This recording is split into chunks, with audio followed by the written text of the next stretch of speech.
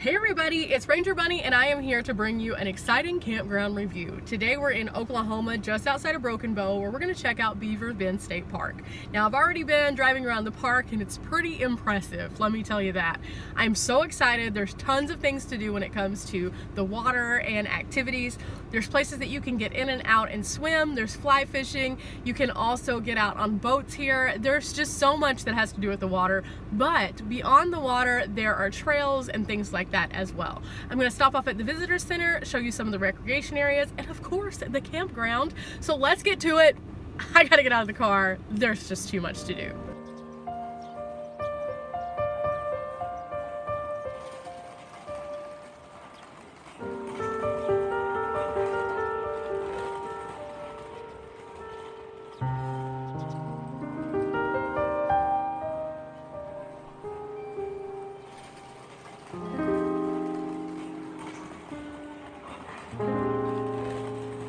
I am already so impressed. Look at these beautiful, beautiful flowers on this tree.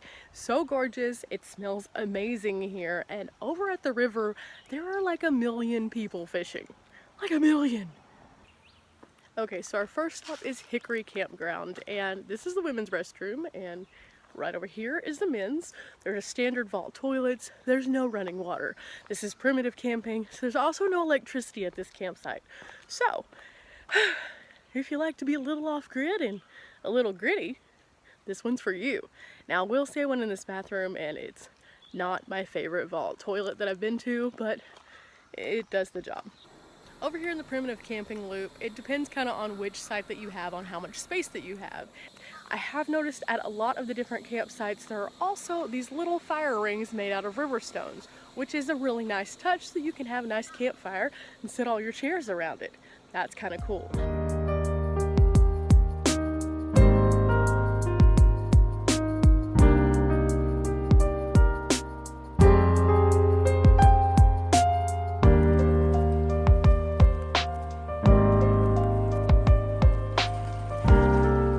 That we're checking out is also a $14 a night primitive site, and you have 2 sections to this one, so I'm really excited about this one.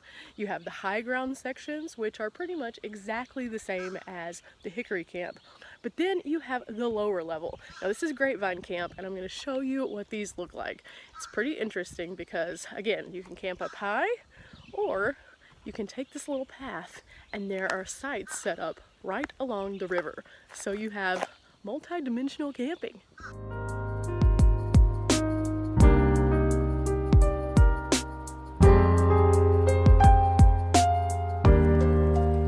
Now, while there are some super cool benefits to that little remote campsite we just looked at, there are also some disadvantages. You cannot drive a car down there, so that means that you're gonna have to carry anything that you want. So if you're one of those heavy packers, sorry, you got all this to go. But if you can easily do that, no problem. You're gonna have some of the best views of the river, and unlike the other spot, which is a little bit more crowded right in that area, you kind of have your own private beach. Kind of cool. I have found a disadvantage to these camping loops. They are one-way only traffic. So if you actually follow the rules and you have somebody who parks on the road, you're kind of stuck. But I guess I'm gonna have to go against the current and just hope I don't run into anybody, because there is definitely a boat trailer blocking the entire road. Something else a little bit different about Grapevine than Hickory, the tables are not all cement. So you have tables that are kind of mixed. You have cement tables, and then you have these kind of interesting, almost playground-like tables. I don't know how to even explain this. This is lifted off the ground, and then I don't know.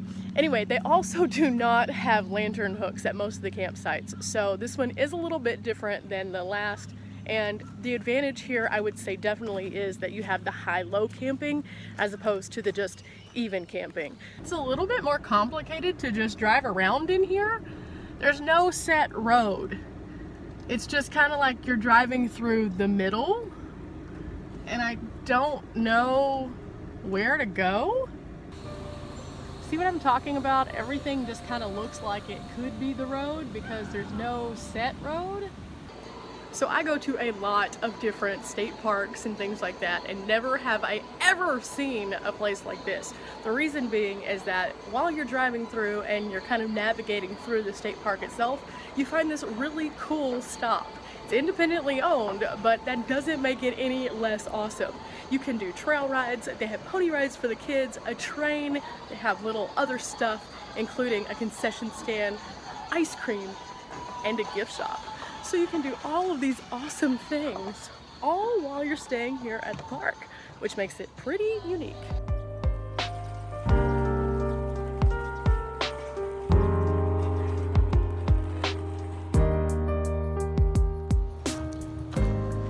Okay, so you know me, I like a good stop, and today I stopped off here at the depot and met Robin. Robin is awesome and gave me the heads up as to all the cool things that we can do, including where a waterfall is. Eee! I'm so excited. They just arrived back with the train, and this is turning into a beautiful, beautiful day.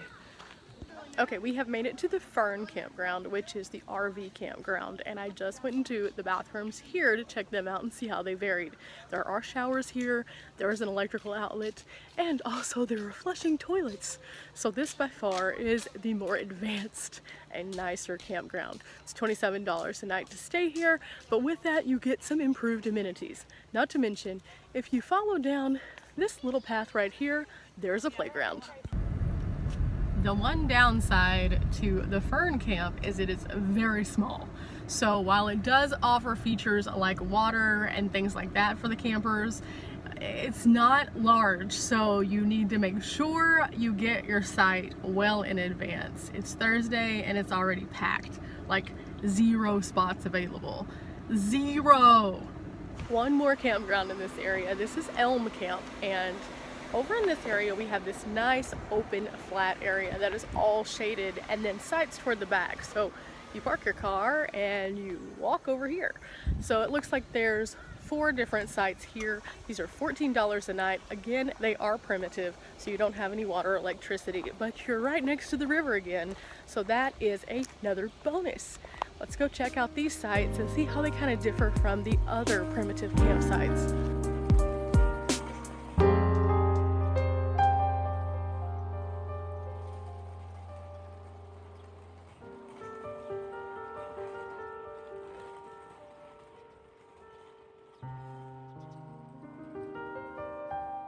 I like the fact that you could spread out a little bit more in these than you could at some of the other primitive campsites that had tree and then tree and then tree and then tree. And you have the same amount of awesome coverage, so you can be nice and shaded, but it gives you an opportunity to have larger groups and be able to really take advantage of the space. So if you had a super large group, you could probably get all 4 of these if you got here in advance enough. Just saying, that's an idea. And there's something else that's super close that we're about to go and check out. Let's go. Literally right around the corner from that last camp spot is this area, and there's something pretty cool here that you'll definitely want to check out. Across the street is the fly shop, and right over here you can rent kayaks. Let's go get a closer look.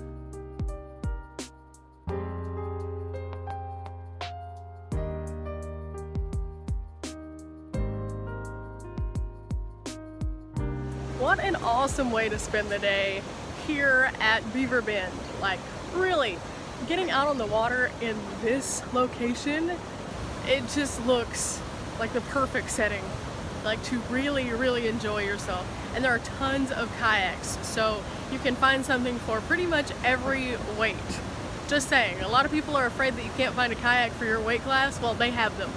They have everything. They also have, it looks like canoes, like full canoes. So this gives you lots of options for 1 person or 2 people, or possibly even more, I'm not sure. And then they have these nice little fishing areas right alongside the bridge where you can set up and fish. I want to show you something a little bit funny though, where it looks like some people have gotten a little overzealous with their fishing.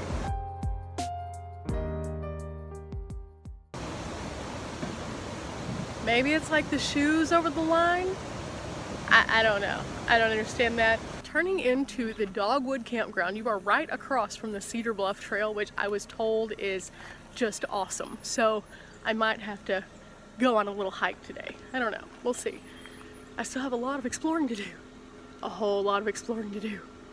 Dogwood Campground, again, is one of those park and walk things. Not in all the spots, but in some of them. And I like the fact that it has a blend of shade and sun here, so that's a little bit different than some of the others. It does have the standard amenities, a vault toilet. It's not in the greatest condition, again, but they do have the concrete benches and tables, they have the lantern hooks, and they do have the grills. I will say in this area, some of the grills are not in as good a shape as others. You do have river access through a couple different little trails cutting out of the campground, so you can get like right down there to it.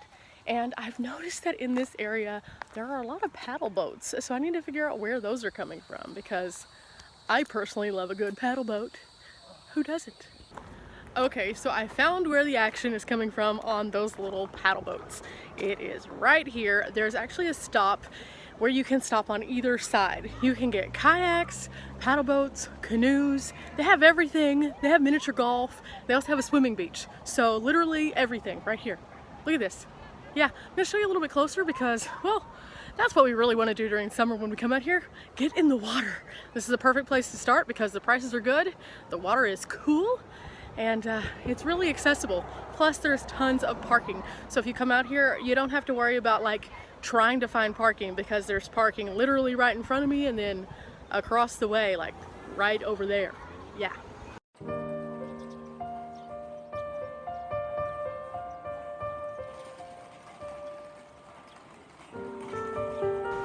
A kind of neat feature that I didn't know was here until I was talking to Robin a while ago was they actually have cabins.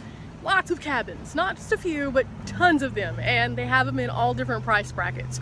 So if you're coming out here, you don't have to stay in one of the luxury cabins that they have surrounding the Broken Bow area. You can actually stay in one of the core cabins, which are kind of affordable for a family, which is really nice. So if you're coming out and just want to not have to rough it, you don't want to be primitive, you don't want to be in an RV, you have this as an option, which is really nice. These are not only indoor spaces, but also outside spaces. They do have outdoor features such as the fire rings and the barbecue grills. They also have picnic tables outside, so you have indoor and outdoor living.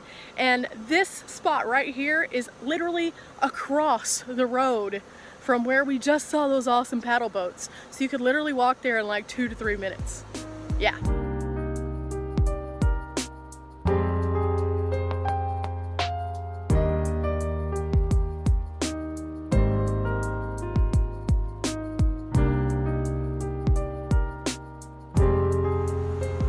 I'm gonna have to look up the floor plans though now because I'm super curious. I do like the fact that this gives you a nice retreat option, and sometimes we want to get a retreat.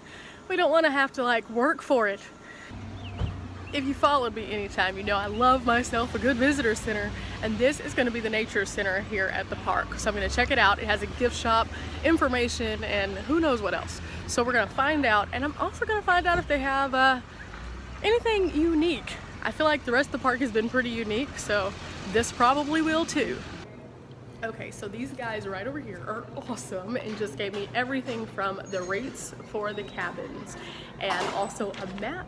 They also gave me some information about some hiking trails, so I'm definitely going to be coming back up here. There is a waterfall, however, it is kind of a runoff waterfall, so it probably isn't flowing right now, so we're not going to take that hike. But I now know the best hike to take if I do get a chance to hike while up here. I definitely have to come back. That's all I'm saying. I'm going to go through the slight museum that they have and check out this area. There's some amazing woodwork, and look at this. Look familiar? Something that you often neglect to know is that a tree tells a story. So whenever it falls or is cut down, you could look at the rings and find out a little bit more about the age of the tree, what it's gone through, if it ever had disease, if there was fire in the area even.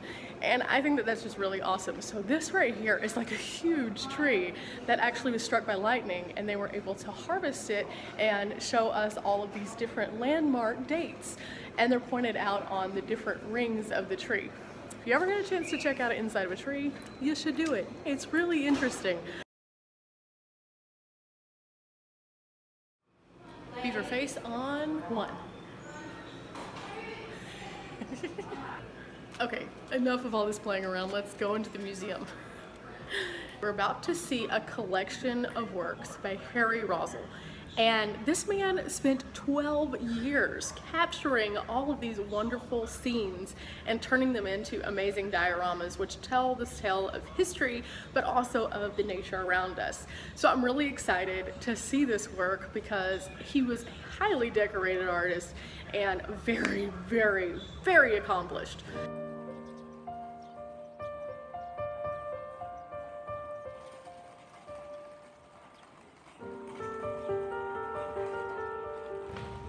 So after we go to each one of the stops, there's a little button and you push it. It tells you a little bit about the diorama and what portion of the story it tells. So you can stand under these speakers right here and it projects the story directly to you. So that means if somebody is way down the hall over here, they're not interrupting your experience, which I like. That's very thoughtful because that's difficult sometimes. The way that these beautiful paintings have been painted, it's hard to tell where the background stops and the little artifacts begin. It's seamless. It's pretty awesome.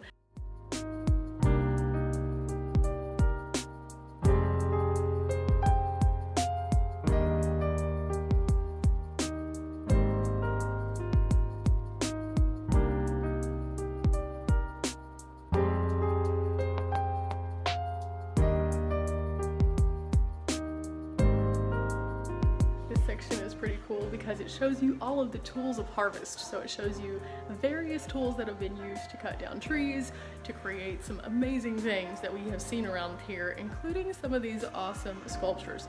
So we're gonna check some of these out. Looks like some pretty primitive tools.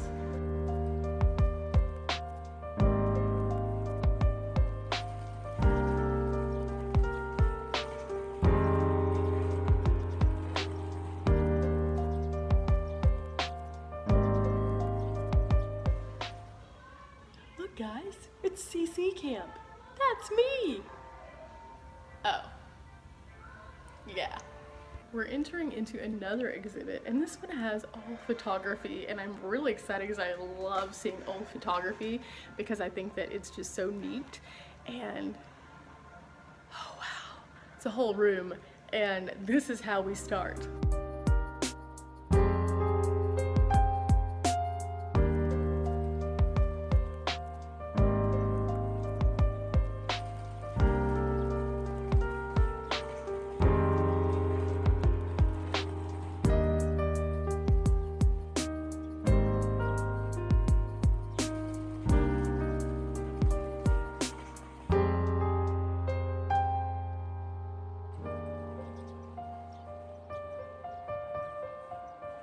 Now this exhibit is really cool because not only does it tell you a little bit of the history of this area and Beaver Bend, but it also tells you the story of the people. And that's what I like best, is seeing the history behind things. So as I walk through, I'm able to see not only the information about the loggers, but also the people who came to build the area back up. And it's pretty interesting to see the faces, hear their stories, and see these amazing photos of what the place looked like before and during and now. And it's just crazy. Like, it's amazing what manpower can do, and this is an exhibit of just that.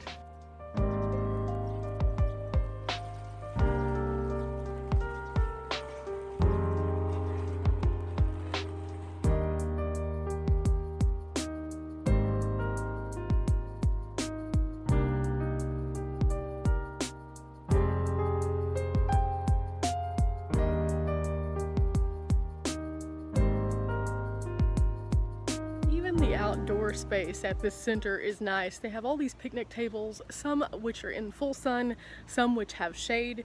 You can come out here and have a nice picnic if you're just having a day trip. It's kind of nice.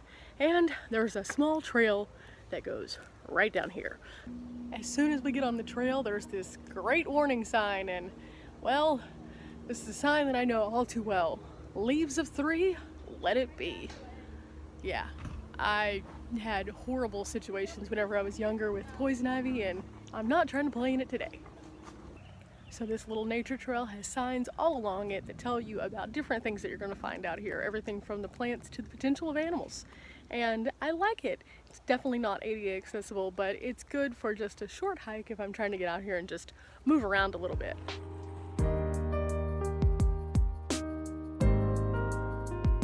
Okay, the last part of the park, I promise. See, there's just been so much, it just keeps giving and giving. There's actually 2 RV loops.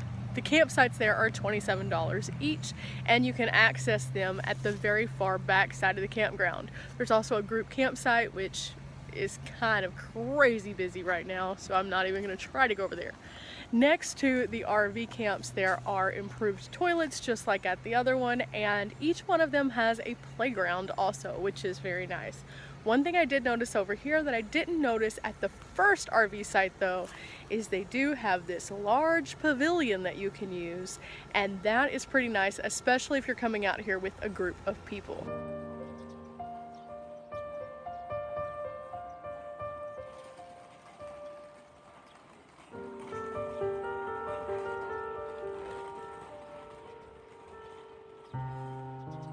Did you ever ride the roaring rapids at like Six Flags or something? That's what this reminds me of. This stuff is flowing crazy out of the big generator up here. It's insane. Okay, now we've made it to dry land and it's time to do our final thought recap of Beavers Bend State Park. I've had a ton of fun today and learned so much. I'm gonna have to come back for sure whenever I have a moment to do everything because there's so much to do. If you're wanting to come out here and avoid some of the crowd, summertime is super busy here, obviously because of all of the water. So it is recommended that you come out here between Sunday and Wednesday. That's when universally all of the workers seem to say that it wasn't quite as bad. There aren't near as many reservations, and anytime after Wednesday it's pretty full. Tip number 2, if you do bring out your boat for the lake, make sure it is inspected. They do check that. Also make sure you have your life jackets because that is a big deal too. There are signs posted like everywhere. Number 3, make sure you check out all of the things, not just some of them. They have everything from those train rides and horseback riding to fishing and all of the water sports, obviously. But there's also hiking, and the hiking trails here are good, like really, really good. You also have to check out the museum. It's very informational and tells not only the story of the park, but also the area around. So it's really awesome and it's a must-see, just saying.